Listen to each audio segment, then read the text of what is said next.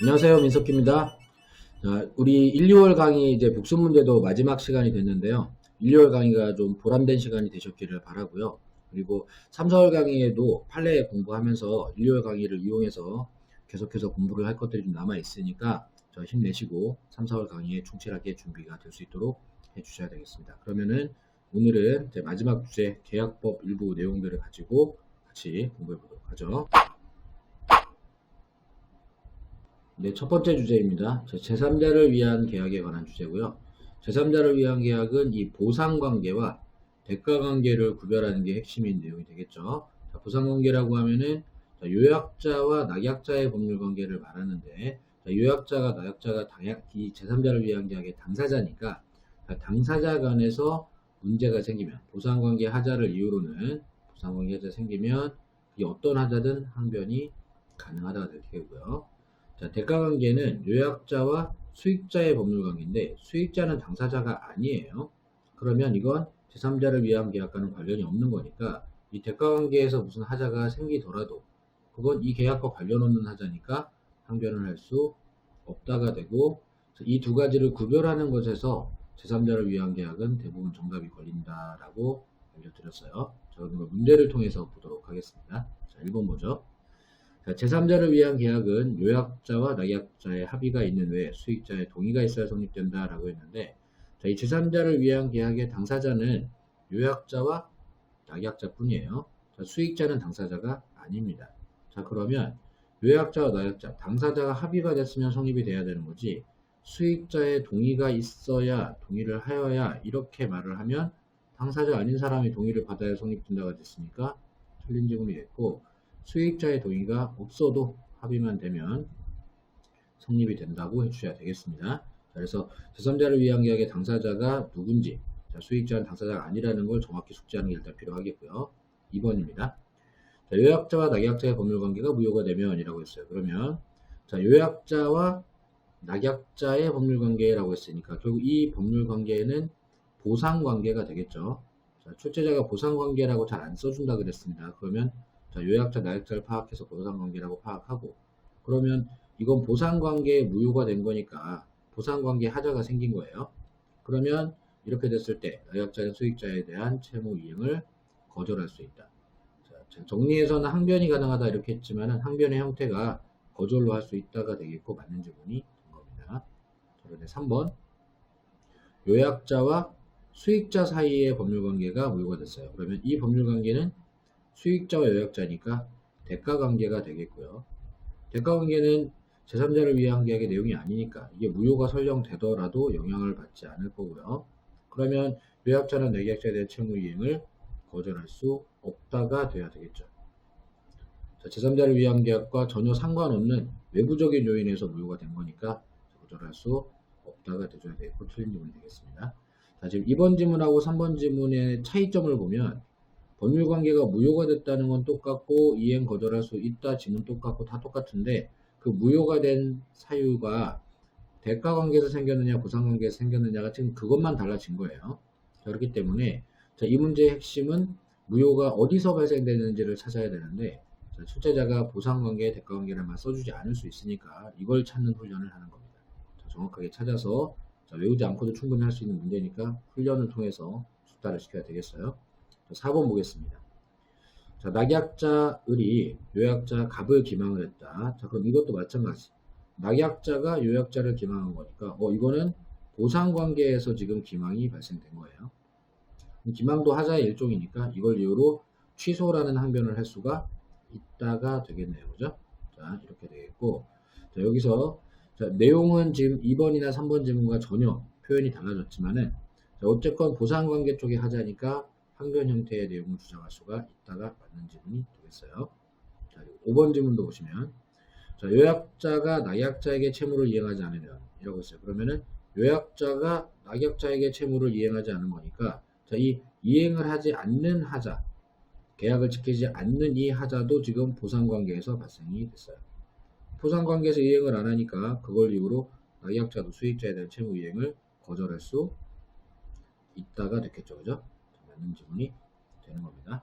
그래서 지금 현재 2번, 4번, 5번 지문은 전부 다 표현이 다르지만 무효, 기망, 뭐 이행하지 않고 다 다르지만 푸는 방법은 동일해요.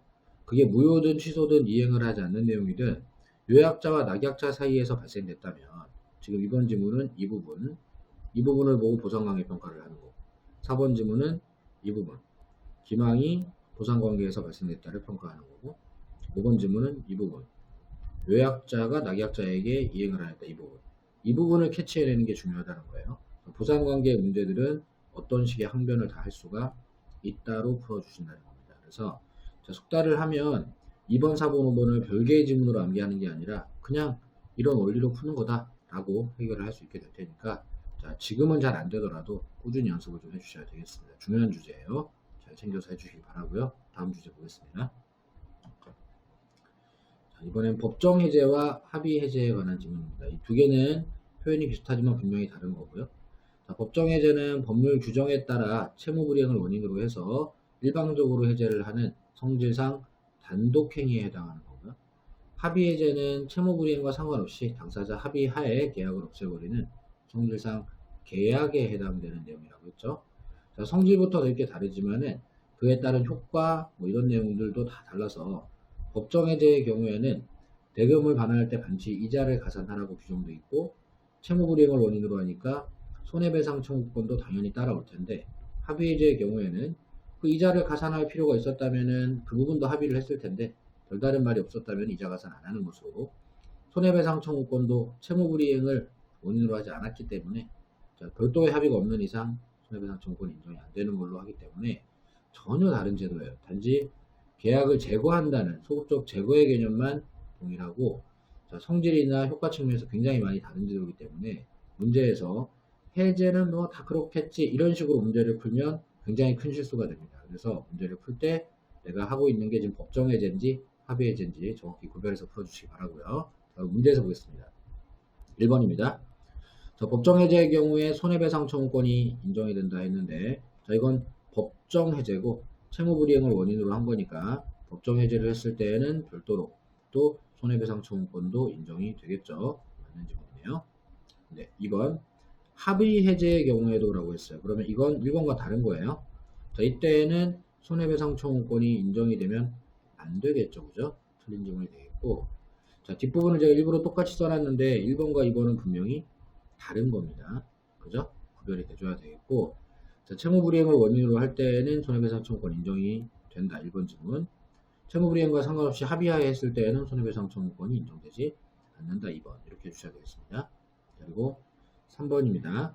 자, 매도인의 귀책사유로 인해서 매수인이 계약을 해지한 경우라고 했는데 여기까지 봤을 때 자, 매도인의 귀책, 잘못으로 인해서 반대편 매수인이 계약을 해제했다면 이 해제는 그럼 1번에 있는 법정 해제일 것이냐 2번에 있는 합의 해제일 것이냐 봤을 때 합의를 한 게 아니죠. 잘못을 하니까 일방적으로 해제를 했단 말이에요. 그럼 이건 일종의 법정 해제가 되는 거예요.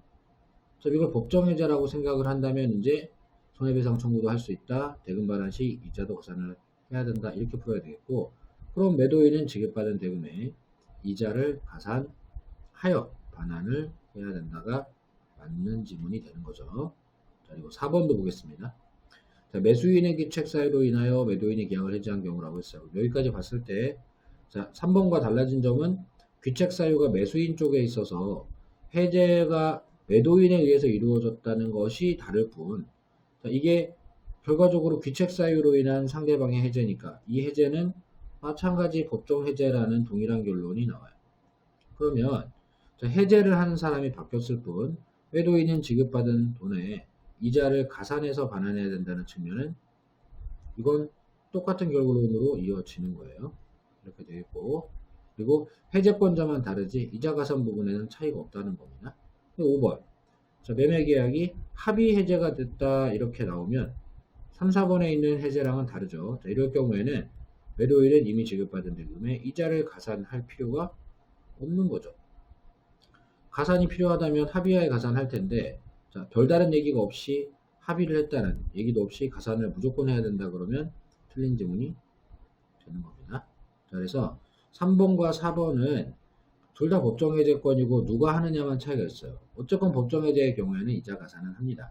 하지만 자, 5번 지문은 법정 해제가 아니기 때문에 자, 이자가 산다는 지문이 틀린 지문이 되는 거예요. 그러니까 자, 누가 해제하는지는 여기서는 중요하지 않고 그게 법정 해제냐 합의 해제냐가 지금 중요한 거다. 자, 이걸 정확하게 구별을 해서 문제에서 반영이 될 수 있게 해주셔야 되겠습니다.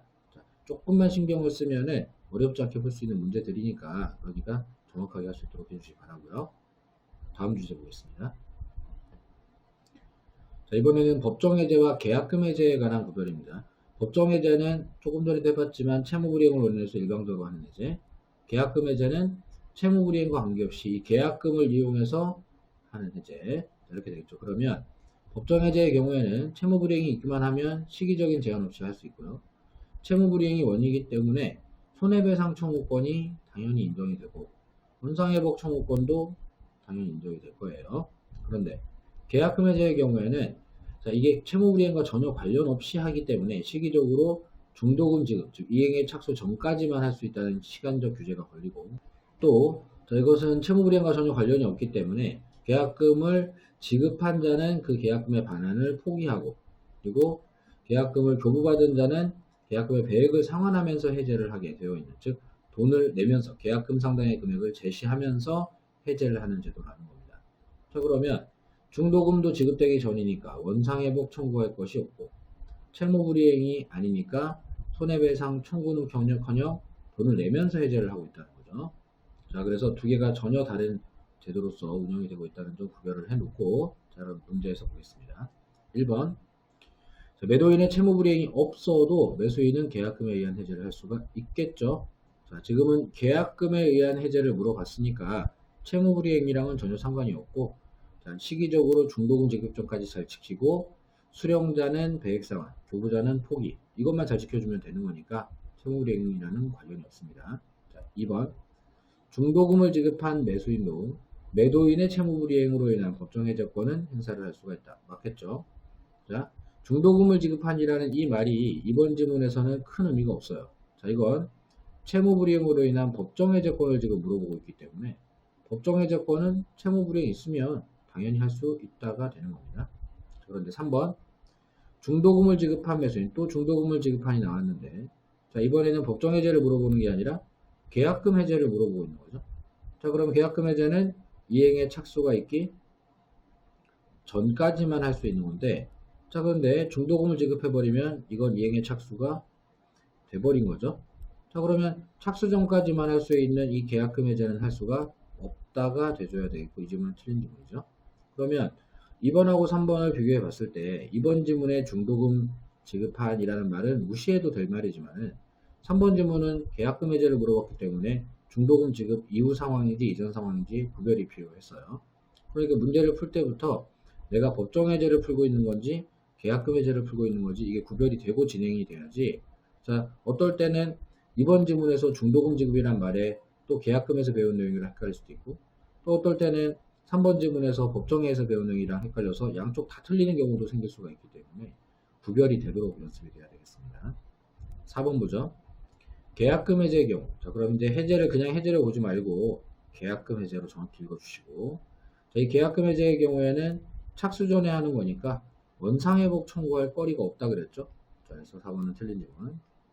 5번 계약금 해제의 경우 또 계약금 해제네요. 자, 그럼 손해배상 청구권 인정되다 했는데 이건 채무불이행이 원인인 거니까 채무불이행 없으면 손해배상 청구권도 인정되지 않는다가 돼야 되겠습니다. 자, 4번이나 5번과 같은 지문은 법정해제 지문이었다면 전부 다 맞는 지문이 돼버릴 뻔도 했었는데 계약금 해제이기 때문에 이제 틀린 지문이 되는 거예요. 자, 그러니까 문제를 푸실 때 자, 지금 이게 법정해제인지 계약금 해제인지 조금 전에 배운 것까지 합치면 합의 해제인지까지 정확히 구별을 해서 자, 내가 어떤 문제를 풀고 있는지 파악이 똑바로 돼야지 그냥 일단 특히 느낌 가는 대로 자, 해제는 다 이렇게 풀어야지 이런 식으로 접근하면 절대 안 된다는 거예요. 자, 이 개념이 빨리 잡히시기를 바라겠습니다. 자, 다음 주제 보죠. 자, 마지막 주제는 임대차의 대항력이라는 주제입니다. 자, 원래 임대차는 채권 관계이기 때문에 이 임대차에는 채권으로서 물건과 같은 대항력은 없어요. 그래서 강제로 대항력을 좀 부여하는 경우가 있는데 이랬을 때 약간 전세권 비슷해지는 물권화 경향이라는 게 생겨납니다.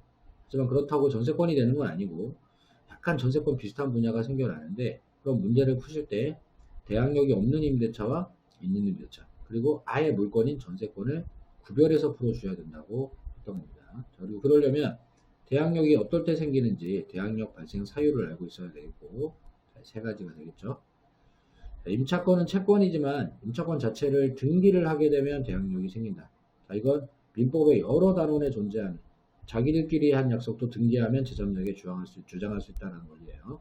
그리고 두 번째, 건물 소유권 보존 등기가 된 토지 임대차는 어쨌건 건물 등기를 하면 그러면 남들이 다 임대차를 예상할 수 있기 때문에 또 대항력을 줍니다. 자, 근데 우리 사회에 가장 흔하게 대항력이 있는 것은 주택 임대차나 상가 건물 임대차에서 이 인도 주민등록, 상가라면 인도 사업자 등록이겠죠.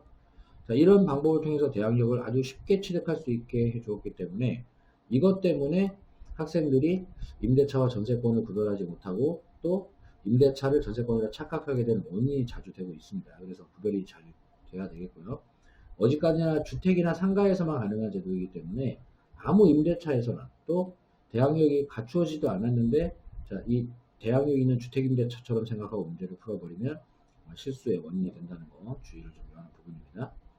자, 이렇게 대항력이 생겼을 때 임대차가 변화가 좀 생기는 부분은 이 세 가지 정도예요. 그래서 대항력 효과라고 해서 변경된 소유자에게 임차권 주장을 할 수 있고 변경된 소유자에게 보증금 반환 청구를 할 수 있게 되는데 이 두 가지를 보면 당사자 간에 당연히 되는 거지만 변경된 소유자에게도 이런 걸 하는 걸 바뀐 사람에게도 주장할 수 있는 힘 대항력이라고 하게 되는 거예요. 자, 전세권이야 당연히 되는 거지만 임차권은 채권이라 원래 안 되던 것이기 때문에 당사자가 바뀌어도 주장하려면 이 대항력이라는 것이 있어야 된다는 겁니다. 또 판례상 물권적 청구권도 대항력 갖춘 임차인은 직접 행사를 할 수 있게 해준다는 점도 같이 알아주시면 좋겠고요. 자, 그럼 문제를 보도록 하겠습니다. 1번. 자, 등기되지 않은 창고 임대차예요. 자, 문제를 보실 때 좀 예민하게 반응하셔야 되는 게 등기되지 않은 그러면 대항력 요건 첫 번째 등기는 안 갖추어졌구나. 창고 주택도 토지도 아니네. 자, 그럼 결국은 이 임대차는 현재 대항력이 없는 거예요. 그죠? 대항력이 없다라는 정보를 충분히 제시를 해줬습니다. 자, 이런 경우라면 임차인이 임차 목적물 양수인에게 목적물 양수인에게니까 변경된 소유자에게죠. 임차권 주장할 수 있다가 틀린 지문이 되는 겁니다. 자, 물론 동네에서 흔하게 있는 주택임대차에서는 이 지문이 맞는 지문처럼 느껴지겠지만 자, 분명히 등기되지도 않았고 창고니까 주택이나 토지가 아니기 때문에 대항력 취득할 방법이 없어요. 지금 현재로서는. 자, 그렇기 때문에 이렇게 하는 게 자, 틀린 지문이 되는 거고요. 2번 질문. 대항력 갖춘 임대차의 경우라면 그러면 아예 출제자가 이렇게 대항력을 갖추었다 이렇게 줬죠. 자, 그러면 임차인의 목적물 양수인에게 목적물 소유자가 바뀌었지만 당사자간이 아니더라도 대항력 갖추었으니까 임차권 주장할 수 있다가 맞는 질문이 되겠죠. 자, 이렇게 1번하고 2번이 똑같은 걸 물어봤는데 대항력 있고 없고 이래서 틀려졌는데 그럼 문제는 이 임차권 주장을 바뀐 소유자에게 할 수 있냐는 뒷부분이 포인트가 아니라 그 앞에 원인. 자, 대항력이 있는 임대차였던 2번은 주장할 수 있다. 대항력이 없는 임대차였던 1번은 주장할 수 없다로 이어져 간 거니까 이 원인을 결과와 연결시킬 수 있어야 되겠습니다. 자, 3번 보죠. 토지 임차인이에요. 임차지상의 건물을 축조하고 소유권 보존 등기를 했어요. 그러면 임대차가 토지 임대차고 임차권 등기했다는 말은 없지만 건물에 대한 소유권 등기를 했고 여기까지 읽었을 때 그러면 이 임대차도 결국은 대항력이 있구나. 자, 그러면 대항력이 있다는 말을 써주지는 않았지만 자, 토지 임대차에 이런 방법을 갖추면 대항력이 있다고 해주시고 그러면 임차인은 토지의 양수인에게 바뀐 소유자에게 임차권 주장을 할 수 있다가 맞는 질문이 되겠죠. 자, 그래서 자, 결국은 2번하고 3번 지문은 내용적으로는 똑같지만 3번 지문이 조금 더 응용된 형태의 표현을 쓰고 있기는 해요. 자, 그리고 1번하고 3번 지문 같은 경우에는 대항력이 있다 없다를 직접적으로 준 게 아니라 정보를 제공을 해서 학생들이 스스로 평가를 하게끔 제시를 한 난이도가 2번보다는 조금 높은 이런 형태의 지문입니다. 자, 이런 걸 우리가 대응을 해야 되기 때문에 여러분들이 일단 대항력 취득하는 사유 세 가지를 기억해 주시고 대항력을 취득했을 때 어떻게 변화되는지 숙지해 주시고 이렇게 학습을 진행을 시켜주시면 되겠습니다. 자, 4번 보죠. 자, 임차인은 원칙적으로 임차 목적물 양수인에게 또 당사자가 바뀌었네요. 대항력이 이렇게 당사자가 바뀔 때 항상 문제가 되고요. 보증금의 반환을 청구할 수 있다 했는데 사실 임차권 주장하는 거나 보증금 반환 청구하는 거나 원리는 똑같아요. 자, 대항력이 있어야 될 텐데, 자, 임차인은 원칙적으로라고 말하면 임대차는 대항력이 없는 게 원칙이에요. 분명히 자, 아까 말씀드린 세 가지 대항력 사유가 있어야만 대항력이 있는 거지. 자, 그런 말이 없으면 대항력 없는 게 원칙인 겁니다. 그러면 보증금 반환 청구를 바뀐 소유자에게 할 수 없다가 돼줘야 되겠죠. 자, 그리고 5번에 보시면 주택이네요. 그리고 인도받고 주민등록 완료한 임차인. 그러면 여기까지 봤을 때, 이 임대차는 대항력이 있구나. 그러면 대항력이 있으니까 임차주택 양수인 또 소유자가 바뀌었네요. 양수인에게 보증금 반환 청구를 할 수 있다가 맞는 지문이 되겠죠. 그럼 4번하고 5번을 비교해 보면 원래 임대차는 바뀐 소유자에게 보증금 반환 청구를 못하는 거였다는 거예요. 하지만 동네에서 보증금 반환 청구를 바뀐 소유자에게 하고 있는 것은 크게 주택임대차고 인도 플러스 주민등록이 갖춰주면서 대항력을 아주 쉽게 취득을 했기 때문에 이런 일이 벌어지고 있는 거지, 동네에 있는 것이 전세권이라 그런 것도 아니고 또 임대차는 원래 그런 것도 아니라는 겁니다. 자, 그래서 자, 이 4번과 5번 지문을 제가 이렇게 나란히 배치해 놓고 여러분들이 학습에 이해를 했으면 하고 제가 구성을 한 부분이, 자, 원래 임대차, 원칙적 임대차는 대항력이 없었다라는 걸 빨리 인정을 하자. 자, 내가 동네에서 본 임대차는 분명히 주택임대차 위주로 보았기 때문에 대항력이 있는 걸 많이 봤겠지만 그건 전세권도 원래 임대차도 아니라는 겁니다. 자, 원래 임대차 힘이 너무 약하기 때문에 임차인 보호를 위해서 약간 전세권의 기능 일부를 누릴 수 있게 해준 거지, 자, 원래 임대차도 전세권도 아닌 주택임대차만을 내가 보고 살았구나를 빨리 받아들이시면 세계를 좀 나눠서 평가할 수 있는 이런 능력이 생기실 수 있을 거예요. 중요한 주제니까 특별법에서도 좀 쓸 수 있도록 개념을 좀 정확하게 숙지를 해주시기를 바라겠습니다. 네, 오늘 마지막 시간이었는데 어떻게 그동안 많이 도움이 되었나요?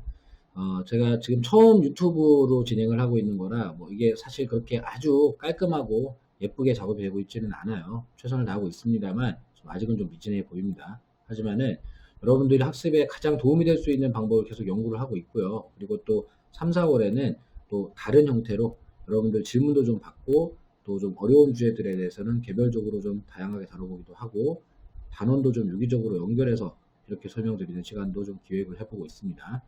여러분들이 필요하신 게 있다고 하면 밴드나 카페나 또는 유튜브 댓글로 이런 주제들을 좀 다뤄줬으면 좋겠다라고 글을 남겨주시면 제가 적극적으로 반영을 해서 여러분들 학습에 도움이 될 수 있는 영상도 계속해서 올려드릴 테니까 많은 참여 부탁드리고요. 3, 4월 달에는 이제 판례 위주로 수업이 될 겁니다. 자, 그러면 조금 더 빡빡한 내용이 될 수 있기는 할 텐데 1, 2월 수업을 충분히 잘 숙지하셨다 그러면 3, 4월 수업은 또 어쩌면 재밌는 얘기가 될 수도 있어요. 그렇기 때문에 잘 충전하셔서 3월 수업에서 만날 수 있도록 하겠습니다. 자, 2달간 이론 수업 들으시느라고 고생하신 분들한테 응원의 박수 보내드리고요. 3월 달에 뵙도록 하겠습니다. 그동안 수고하셨습니다.